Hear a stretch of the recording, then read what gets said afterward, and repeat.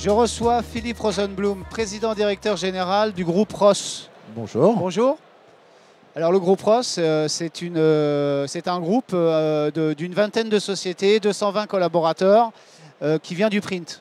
Exactement, nous sommes à la base distributeurs de la marque Xerox en région parisienne, dans le nord de la France, le Loiret, le centre et puis à Bruxelles aussi. Vous avez des activités print mais également numériques. Exactement, puisqu'on s'est rendu compte que malheureusement la décroissance du print nous amenait à repenser notre business model. Ça date de quand? Ça date, j'ai envie de vous dire que j'étais un peu précurseur puisque en 2009 j'ai commencé mes premières acquisitions sur la partie IT avec la société Réseau Print et qui n'ont cessé jusqu'à aujourd'hui dans des métiers qui sont devenus une nécessité puisqu'on parle de transition numérique, de transformation digitale. Ça représente quoi aujourd'hui les activités hors print pour le groupe en répartition? Alors, à peu près 70-30, on fait 75 millions d'euros de chiffre d'affaires sur l'ensemble du groupe et à peu près une trentaine de millions, un peu moins, 25 millions sur la partie digitalisation, IT. Logiciel, IT, cloud et télécom. Avec donc des marques, on a dit Xerox, mais également Sharp. Oui, puisqu'on distribue d'autres marques dans la partie print. Sur le nord de la France, on a racheté un distributeur Sharp. Voilà, récemment, il y a malheureusement la veille du Covid. D'accord. Lequel? DBS. D'accord. Voilà. Et puis des marques comme dans l'IT, HP, Microsoft, qui est un acteur incontournable, des partenariats avec Keio dans les télécoms. Voilà. Alors, ce qui est intéressant sur les acteurs du print, c'est qu'effectivement, vous avez pris la crise sanitaire de face. Oui, de pleine face même. Voilà. Et ce qui est intéressant aussi, c'est que l'activité reprend doucement sur le print et a continué de bien se porter sur les autres parties. Alors, comment ça s'est passé pour votre groupe? Écoutez, globalement, on a arrêté nos commerciaux sur la partie print pendant 2 mois lors de la première crise Covid et du confinement total, ce qui a fait une baisse de chiffre d'affaires d'à peu près 15 millions sur l'ensemble du groupe.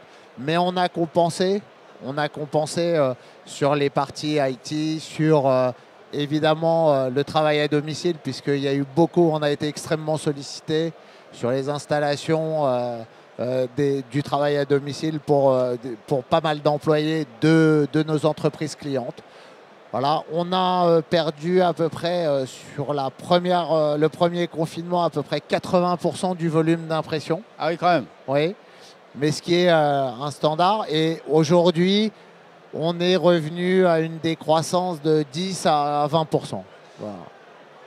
Et donc, vous pensez pouvoir même effacer cette décroissance à quel horizon?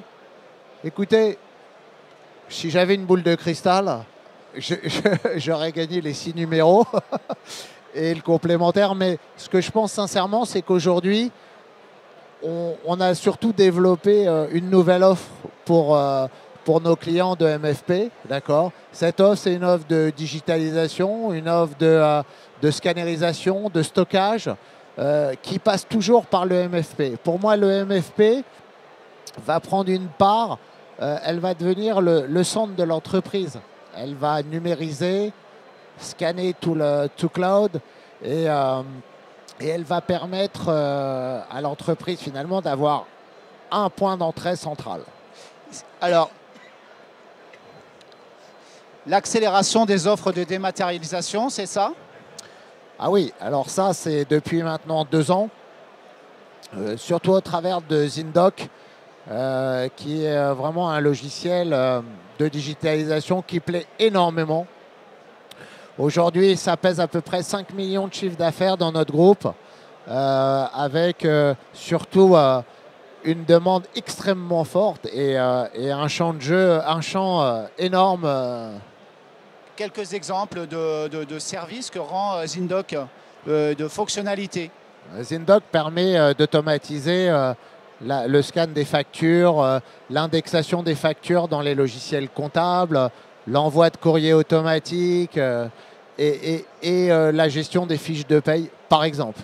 D'autres partenaires autour de Zindoc ou en complément de Zindoc? Bien sûr, travaillons avec Eukles sur toute la partie réseau poste, DocaPost qui a beaucoup d'idées et qui va être, je pense, un acteur majeur du marché dans les mois à venir, qui l'est déjà, mais qui se renforce beaucoup sur ces sujets-là. Alors vous avez un enjeu de croissance externe, vous avez toujours fait de la croissance externe et je crois même que vous venez de racheter une société encore. Exactement. Un concessionnaire Xerox qui est à Paris Intramuros. Il n'en reste pas beaucoup. Comment? Il n'en reste pas beaucoup qui sont indépendants. Non, il n'en reste pas beaucoup qui sont indépendants. Le vrai intérêt, c'est vraiment d'augmenter notre base client pour la cross-seller avec le reste des produits du groupe.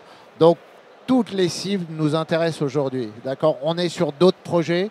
Notre objectif, je vous l'avais dit il y a quelques temps, c'est les 100 millions d'euros de chiffre d'affaires. On n'en est plus très loin et on va se mettre à la tâche justement pour y arriver. Parce que plus on est gros dans notre métier, plus on peut se payer des compétences. Et les compétences, je pense, c'est le nerf de la guerre aujourd'hui pour la transformation numérique.